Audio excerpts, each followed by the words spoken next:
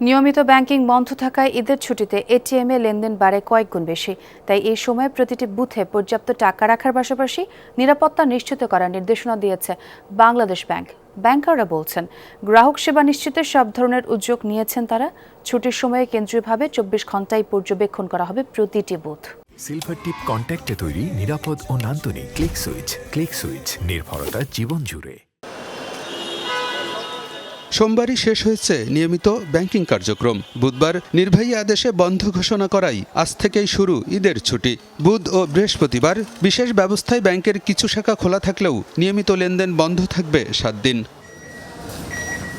এ সময় নগদ টাকার চাহিদা পূরণের একমাত্র মাধ্যম এটিএম বুথ। কিন্তু বুথে পর্যাপ্ত টাকা না থাকা এবং যান্ত্রিক ত্রুটির কারণে অনেক সময় বিড়ম্বনায় পড়তে হয় গ্রাহকদের। ভোগান্তি এড়াতে এবার আগেভাগে উদ্যোগ নেবে ব্যাংক, এমন প্রত্যাশা গ্রাহকদের। আমরা অবশ্যই চাইবো যে যেন এটিএম সেবাটা যেন অবশ্যই স্মুদার থাকে, যেন আমরা অবশ্যই ট্রানজ্যাকশনটা যেন সাধারণ মানুষ যেন ট্রানজ্যাকশন করতে পারে, টাকা পয়সা লেনদেন করতে পারে। আমরা অবশ্যই চাইবো যেন স্মুথ একটা ট্রানজ্যাকশন হয়, টাকাটা মানুষ এসে তুলতে পারে যাতে মানুষ ভোগান্তি না পড়ে। এটা আমরা জনগণের কাছে চাই এবং প্লাস ব্যাংক কর্তৃপক্ষের কাছে আমাদের একটা দাবি। এটিএমে পর্যাপ্ত পরিমাণ টাকা থাকা দরকার এবং নেটওয়ার্কের একটা সমস্যা থাকে, এটা যেন না থাকে। এই দুইটা জিনিস থাকলে আমার মনে হয় খুব ভালো হয়।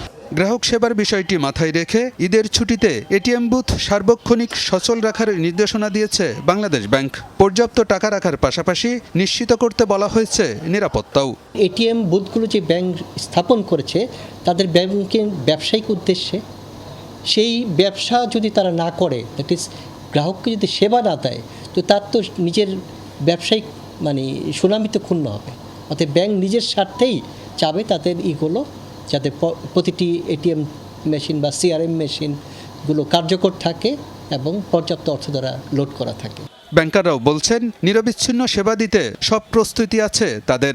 এটিএম বুথে টাকার কোনো সংকট হবে না। ছুটির মধ্যেও 24 ঘন্টায় প্রতিটি বুথ পর্যবেক্ষণের মধ্যে থাকবে বলেও আশ্বাস দিয়েছেন ব্যাংকাররা।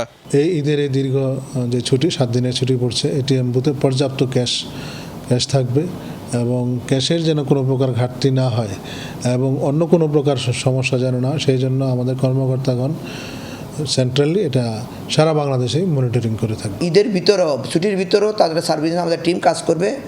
যে এটিএম বুথগুলা আমাদের খালি থাকবে সেখানে রিলোডিং হবে, আর সিআরএমগুলো যেখানে আবার রিলোডিং দুটোই করতে হবে, যাতে মানুষের সাধারণ জনগণে বা আমাদেরকে বা কোনো অসুবিধা না হয় সেই ব্যাপারে আমাদের পুরোপুরি প্রস্তুতি আছে, আমরা সেই ব্যাপারে ব্যবস্থা নেব। কেনাকাটা সহ বিভিন্ন লেনদেনে ব্যবহার বেড়েছে কার্ড ও মোবাইল ব্যাংকিংয়ের, তাই নগদ টাকার চাহিদা আগের চেয়ে কম। এছাড়া এক ব্যাংকের কার্ড দিয়ে অন্য ব্যাংকের এটিএম বুথ থেকে টাকা তোলার সুযোগ থাকায় ভোগান্তিতে পড়ার আশঙ্কা নেই বলেও জানান ব্যাংকাররা। আলমগীর হোসেন, যমুনা নিউজ, ঢাকা।